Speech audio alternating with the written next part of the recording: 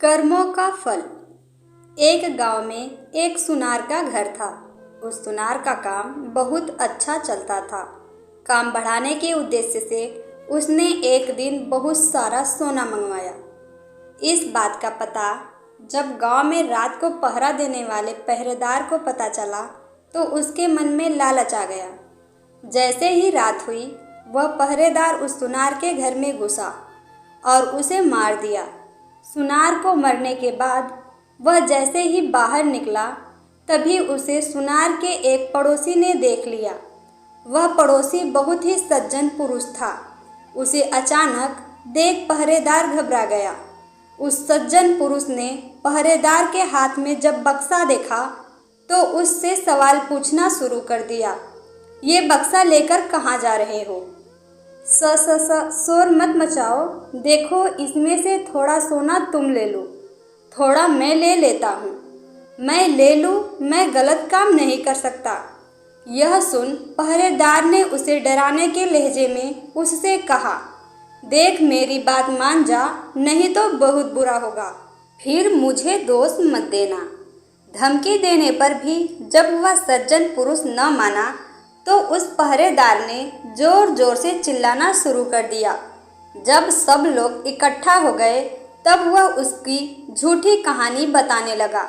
ये आदमी सुनार के घर से यह बक्सा लेकर आ रहा है, मैंने इसे पकड़ लिया। जब सब लोगों ने सुनार के घर जाके देखा तो सुनार मरा पड़ा था। पुलिस को बुलाया और पुलिस उस निर्दोष व्यक्ति सुनार के कत्ल के इल्जाम में पकड़कर ले गई। मामला कोर्ट पहुंचा। उस आदमी ने जज के सामने बहुत कोशिश की कि खुद को निर्दोष साबित कर सके, लेकिन सारे सबूत और गवाह उसके खिलाफ थे। जैसे ही उसको फांसी की सजा हुई वैसे ही उसके मुंह से निकला, भगवान के दरबार में कोई न्याय नहीं है। जिसने मारा है उसे कोई सजा नहीं और जिसने कुछ किया भी नहीं उसे फांसी की सजा मिल गई। जज को उसके इन शब्दों से लगा कहीं उन्होंने फैसले में कोई गलती तो नहीं कर दी। जज ने सच का पता लगाने के लिए एक योजना बनाई। अगली सुबह एक आदमी रोता रोता जज के पास आया और बोला, सरकार, हमारे भाई की हत्या हो गई है, इसकी जांच होनी चाहिए।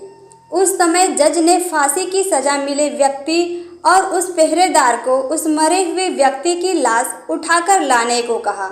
जब दोनों दिए गए पते पर पहुंचे तो देखे कि खून से लथपथ लाश चारपाई के ऊपर पड़ी है और उस पर चादर डाली गई है।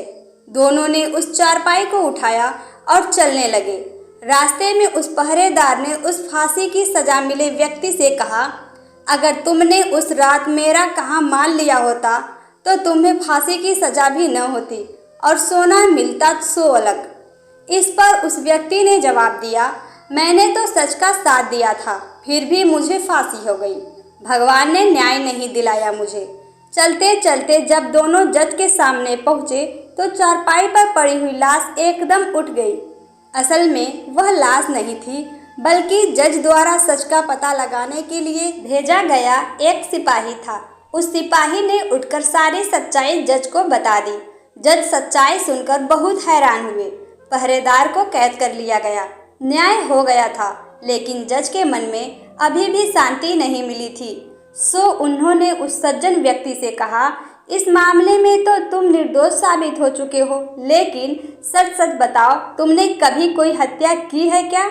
जज की चालाकी वह व्यक्ति पहले देख ही चुका था, इसलिए अब वह झूठ बोलने से डर रहा था। इसलिए उसने सच्चाई बतानी शुरू की। बहुत पहले की बात है, एक दुष्ट व्यक्ति मेरी गैर हाजिरी में मेरी पत्नी से मिलने आया करता था। मैंने अपनी पत्नी और उस व्यक्ति को समझाने का बहुत प्रयास किया, मगर वे नहीं माने। एक दिन जब मैं अचानक घर पर गया तो देखा कि वह व्यक्ति घर पर ही था। मुझे बहुत गुस्सा आया। मैंने तलवार से उसे मार दिया और घर के पीछे बहती नदी में उसकी लाश फेंक दी। इस बारे में कभी किसी को कुछ भी नहीं पता चला। जज ने कहा, मैं भी यही सोच रहा था कि मैंने कभी कोई गलत काम नहीं किया, न ही किसी से रिश्वत ली, फिर मेरे हाथ से ये गलत फैसला हुआ कैसे? खैर, अब तुम्हें अपने कर्मों का फल तो भोगना ही होगा। पहरेदार के साथ अब तुम्हें भी फांसी होगी।